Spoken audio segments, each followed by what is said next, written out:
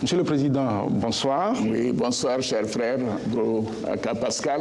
Merci. Le ton est donné. Les deux hommes se connaissent bien et en guise de discours à la nation, Alassane Ouattara a choisi d'être interviewé par le journaliste emblématique de la télévision nationale ivoirienne. Un entretien cordial mais sans concession, surtout lorsque les deux hommes abordent l'épineuse réforme de la commission électorale. La commission, elle a été votée par l'Assemblée, par le Sénat, et je crois qu'ils ont saisi le Conseil constitutionnel. Tout à fait. L'opposition ne démord pas, Monsieur le Président. Mais très bien. L'opposition parle de passage en force sur la présidentielle. Nous sommes en démocratie.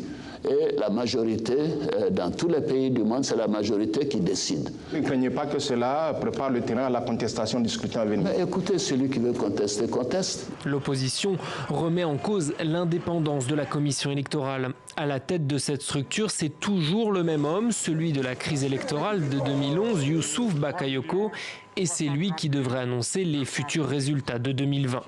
2020 justement, alors Alassane Ouattara, candidat ou pas, le président entretient le suspense. Monsieur le Président, est-ce que votre décision est prise? Laquelle? D'aller ou de ne pas aller? Mais je l'ai dit que je le ferai savoir en 2020. L'opposition, en tout cas, n'attend pas 2020 pour se préparer. Laurent Gbagbo et Henri Konan Bédié se sont récemment rencontrés à Bruxelles. Pas de quoi impressionner le président ivoirien. Moi, je me suis réconcilié avec le président Bédié. Tout le monde sait ce qu'il m'a fait. On s'est réconcilié. Avec Laurent Gbagbo, je n'ai jamais eu de problème, en réalité. Il y a un fait personnel. Il y a eu des élections. Bon, on sait ce qui s'est passé. Mais si maintenant Laurent Gbagbo et Henri Konan Bédié, je sais ce qu'ils pensent l'un de l'autre, se réconcilier, c'est une très bonne chose.